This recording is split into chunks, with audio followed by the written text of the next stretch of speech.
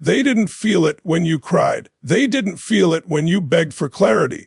They didn't feel it when you waited, loyal to someone who kept one foot out the door. But listen carefully now, because there is a moment they always feel, not when you leave dramatically, not when you send the last message, not even when the relationship officially ends. They feel it when your energy disappears, when your name no longer carries urgency, when your silence isn't punishment, but peace. When the emotional supply they unconsciously relied on goes dark. And if you're watching this right now, chances are you're in that painful space where you wonders, did I ever matter to them at all? Here's the truth most people never tell you. Avoidants don't feel loss like you do. They feel it later, and when it hits harder than regret.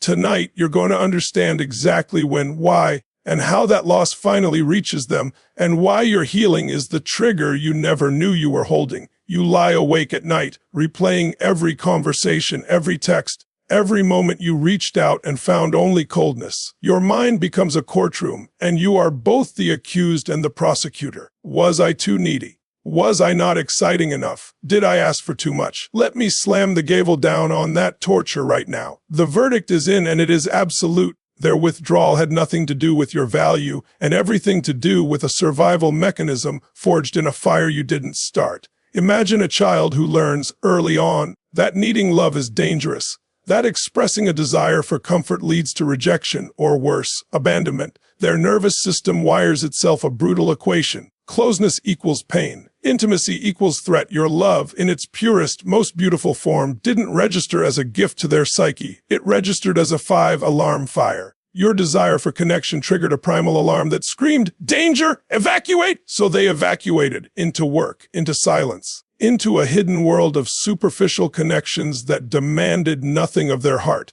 They weren't running from you. They were running from the terrifying ghost of their own past, a ghost that wore the mask of your affection.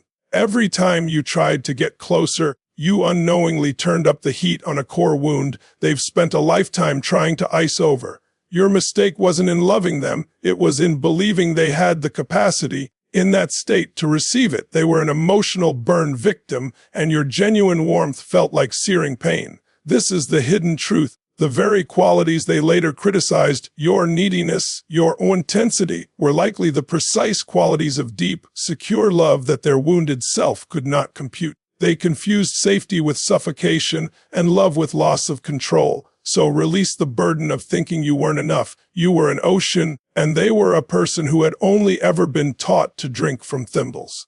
The problem was never the water. It was the vessel, cracked long before you ever arrived. This one cuts the deepest, doesn't it? The discovery or the haunting suspicion that they've moved on instantly, someone new in the pictures, a new life flaunted, a narrative that screams you were so easily discarded. It feels like a dagger to the soul, the ultimate negation of everything you shared. You must understand this. What you are witnessing is not moving on. It is the most desperate form of running away. It is a panic-driven life raft grab at a distraction. The void you left, the intimacy that scared them, is now a gaping hole. They will not sit in the silence of that loss. Silence is where feeling lives. Silence is where the truth of what they walked away from starts to whisper. So they will flood that silence with noise, with a new person who is exciting precisely because they are unknown, because they carry no expectations, because this new story has no history of triggered wounds. This rebound is a placebo, a emotional painkiller. It's them trying to outrun the echo of your departure. See, with you, things got real. The walls started to crumble.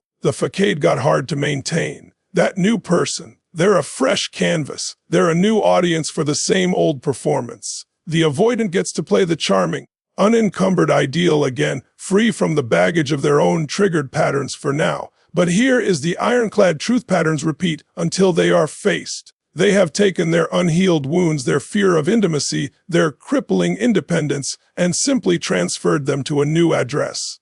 They have not evicted the old tenants. This is why it feels so cheap, so enraging. You weren't replaced. You were succeeded by a stand-in, a temporary actor in the same unresolved play. The real relationship, the one that threatened their core defenses, was with you. This new facade is a monument to their inability to be alone, to feel, to process. Let their rebound be your closure. Their need to immediately fill the space you occupied is the loudest confession they will ever make that your absence created a void so terrifying they had to blind themselves to it. You are not looking at their happiness. You are looking at their fear, wearing a mask. Life has a way of stripping away the non-essential. The new relationship loses its luster. The workaholic frenzy leads to burnout. The constant socializing hits a quiet, lonely morning. The music stops, and in that sudden, deafening quiet, something shifts. This is the moment. This is when the avoidant finally feels the loss. It's not a dramatic, cinematic breakdown. It's quieter, more insidious. It's a scent on a breeze that reminds them of your home.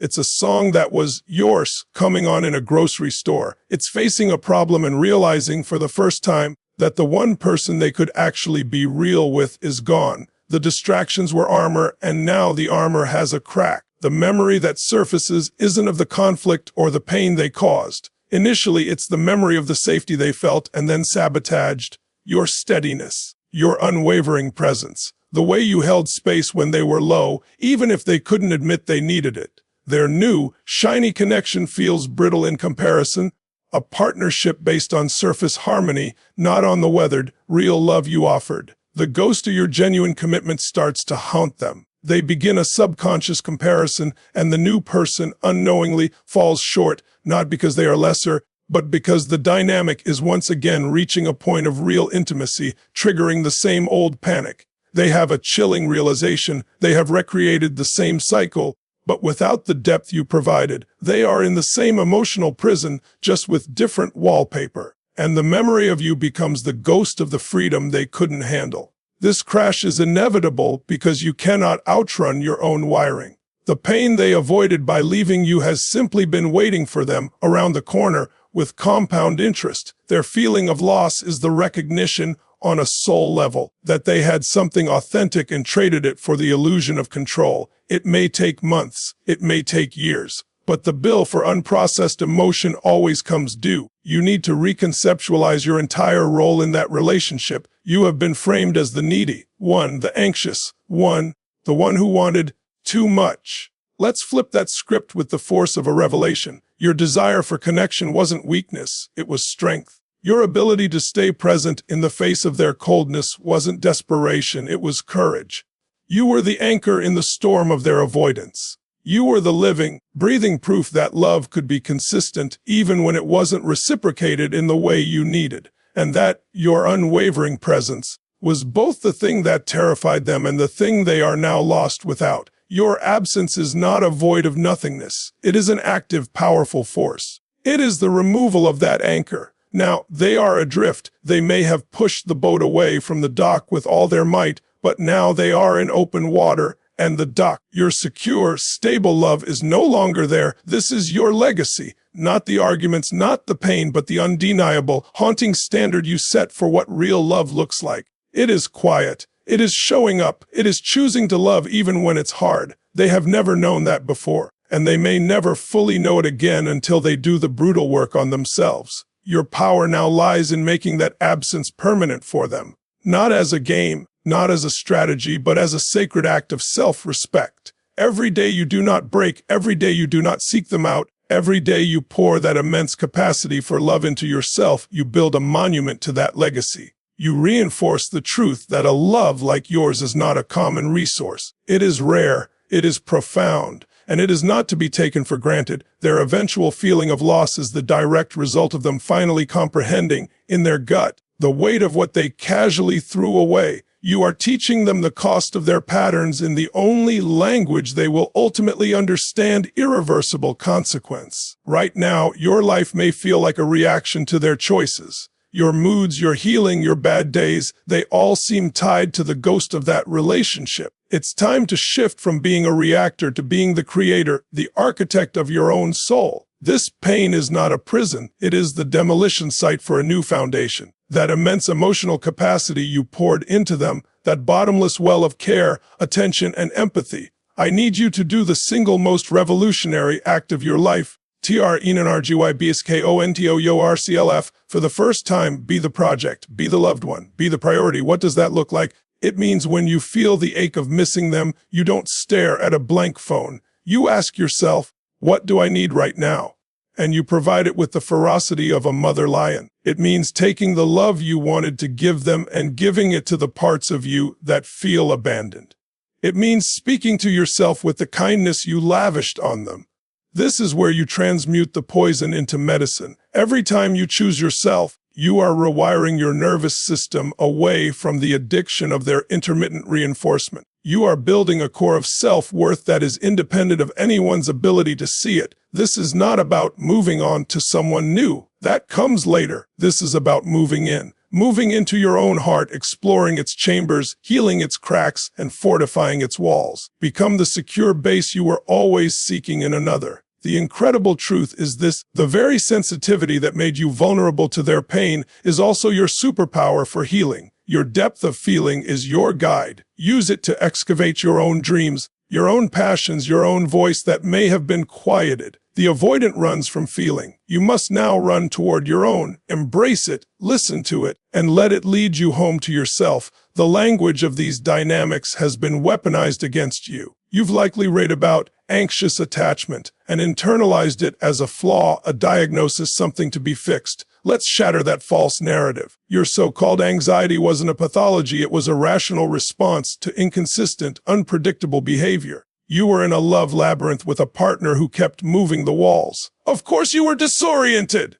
Your longing wasn't neediness. It was the healthy human desire for reciprocity in a bond that was promised. You weren't anxious, preoccupied. You were securely attached, trying to bond with an unavailable person. A secure connection requires two present people. You were doing your part, and when met with absence, your system rightly signaled danger, connection failing. Your attempts to repair, to clarify, to reach out, those were the actions of someone committed to love, not a character defect. The avoidant pathologizes need to justify their incapacity to meet it. Reclaim your story. You are the one who believes in love's endurance.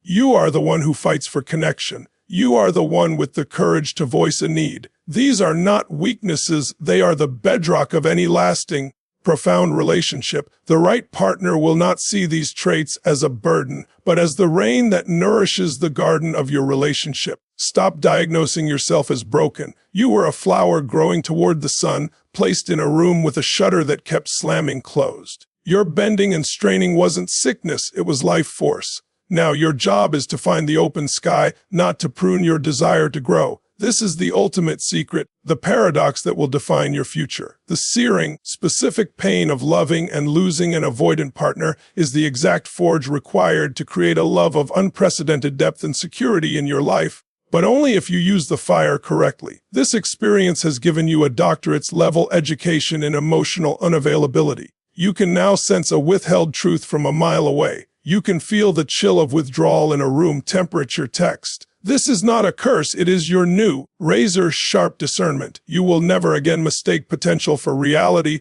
or words for consistent action. This pain has raised your standards to the heavens, not in an arrogant way, but in a deeply self-respecting way. You now know in your bones what you do not want, and in that clarity lies the blueprint for what you must have. The future love that awaits you will not feel like the dizzying highs and crushing lows of that past dynamic. It may feel quieter at first. It may feel less dramatic. It will feel safe. It will feel like coming home to a door that is always open, to eyes that light up consistently, to a presence that is steadfast. And because you have known the desert of avoidance, you will appreciate the oasis of secure love with a gratitude that will astound you. You will not take it for granted. More importantly, the person who emerges from this fire, the you who has reclaimed your story, who has turned your love inward, who has become your own secure base, will be a different partner. You will love from a place of wholeness, not lack. You will be able to set boundaries from a place of strength, not fear. You will attract a partner who matches that energy. The avoidance loss is their awakening to a past mistake.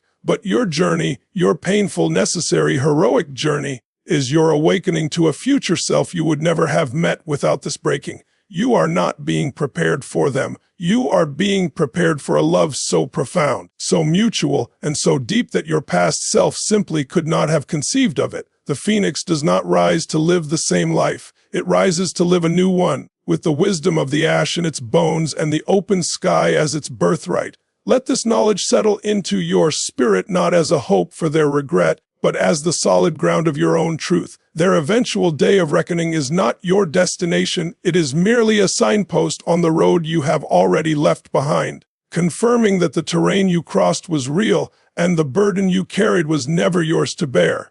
Your healing cannot be contingent on their awareness. Your worth was not created by their love, and it cannot be destroyed by their inability to hold it. You have walked through the fire of ambiguous loss, where there was no clean break, no satisfying closure, only a fading into silence. That journey has forged in you a resilience and an empathy that are now core components of your character.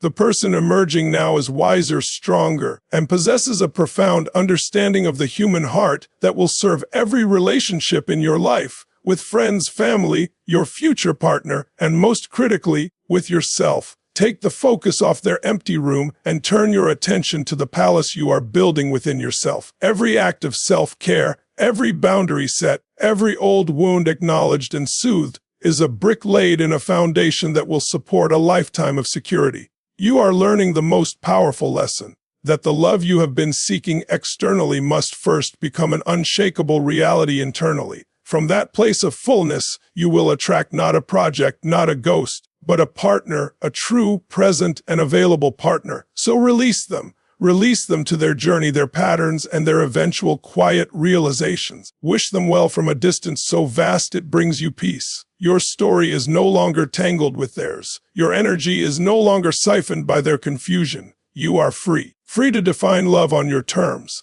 Free to seek a connection that is a mutual sanctuary, not a solitary vigil. The chapter of the avoidant has ended, but your story, the story of the one who loved, who learned, and who rose with a heart both softer and stronger than before, is just beginning. And this time you hold the pen. You design the plot, and you will ensure the ending is one of wholeness, fulfillment, and a love that is returned to you in the same measure you have always been willing to give. Thank you. Thank you for the courage it took to stay present with these words, to face these truths, and to do the hardest work of all, choosing yourself. This path isn't easy, but you are not walking it alone. The very fact that you are here, seeking understanding and a way forward, proves the strength of your spirit. Carry this certainty with you. You are not defined by the silence you endured. You are defined by the love you are capable of giving to yourself first and foremost, and then to a world that needs your kind of depth, your kind of heart. Go forward now, not with bitterness, but with the quiet power of someone who knows their own worth. I believe in your healing. I believe in your future. I believe in the incredible love that is waiting for the incredible person you are becoming. Go well. Be strong. Your best days are ahead. Goodbye.